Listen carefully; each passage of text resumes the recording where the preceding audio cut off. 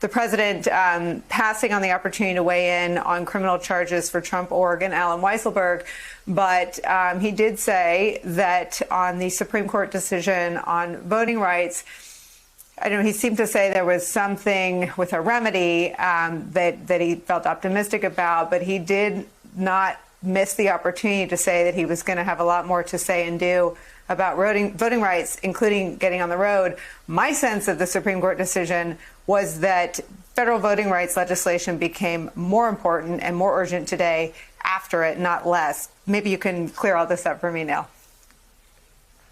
That's 100% right, Nicole. So today was the last day of the Supreme Court term, and like many ends of terms, this one had fireworks. And what this case from Arizona did was effectively really weaken the one remaining section of the Voting Rights Act of 1965, this landmark statute passed with the blood of patriots on it. And, you know, discrimination claims now are often unintentional discrimination claims. So that's because people don't write stuff down. And so this case was about that. It was about an unintentional, a disparate impact that happened because of two different changes to the Arizona laws. And what the Supreme Court did today is it put its thumb on the side of the state and said, you know, as long as the totality of the circumstances is such that that the state has a reasonable argument for doing what it's doing, that's enough. And that's a devastating blow to the one piece of the Voting Rights Act that has been left standing since 2013. So absolutely, Nicole, legislation is necessary. Neil, I want to read and show our viewers what you just described, because I described them the same way in a call with my team. Fireworks between Justice Alito, what he had to say, repeating this sort of trope myth about fraud. There is no fraud. Bill Barr said there was no fraud. But in his majority opinion, he talks about fraud. And Justice Kagan's dissent, which is scathing. I'm going to start with Justice Kagan, and then we'll talk about Alito. So she writes this: the court has no right to remake Section 2. This court's duty is to apply the law as it is written. The law that confronted one of this country's most enduring wrongs, pledged to give every American of every race an equal chance to participate in our democracy, and now stands as a crucial tool to achieve that goal. That law, of all laws, deserves the sweep and power Congress gave it. That law, of all laws, should not be diminished by this court. And yet it was, Neil Katyal. Yeah, so Justice Kagan's picking up on something that, you know, we know from Schoolhouse Rock on, with that the essence of our Constitution is Congress makes the laws, the Supreme Court interprets them. And what Justice Kagan is saying there is that what you're doing, majority Supreme Court, is actually distorting and rewriting the law to fit your own preferences.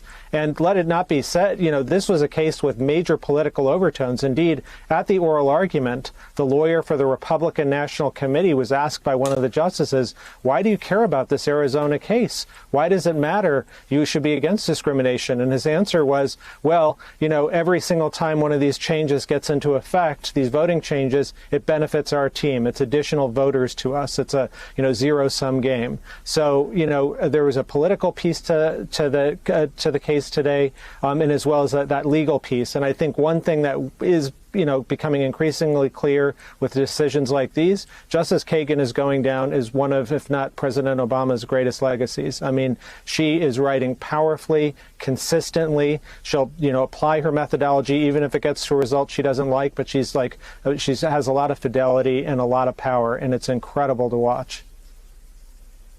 Well, I guess the only spoiler there is that she's in a minority, and this was the prevailing opinion. I want to read to you from Justice Alito's opinion. One strong and entirely legitimate state interest is the prevention of fraud. Fraud can affect the outcome of a close election, and fraudulent votes dilute the right of citizens to cast ballots that carry appropriate weight. Fraud can also undermine public confidence in the fairness of elections and the perceived legitimacy of the announced outcome. So there was no fraud. And I guess what haunts me since I read these words, Neil Katyal, is that disinformation and this red herring that there was enough fraud to, let me just read Alito's words, fraud can affect the outcome of a close election, and fraudulent votes dilute the right of citizens to cast ballots that carry appropriate weight. In the context of an ex-president who is carrying out a conspiracy about fraud that was so repugnant to Bill Barr that he left, to Bill Barr that he knocked them down, to hear a Supreme Court justice write an opinion about fraud having can affect the outcome of a close election just feels like playing with fire. Yeah, I mean, it's tin-eared at best, Nicole. You're absolutely right.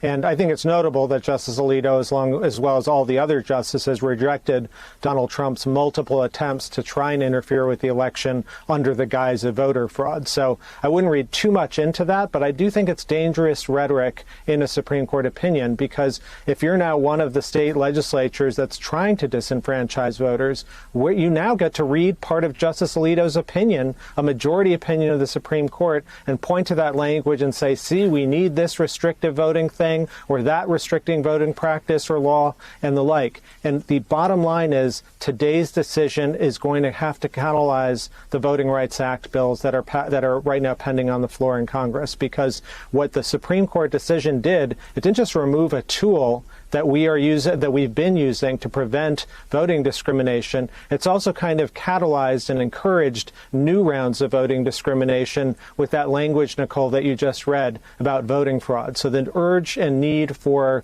a Voting Rights Act is even more important now.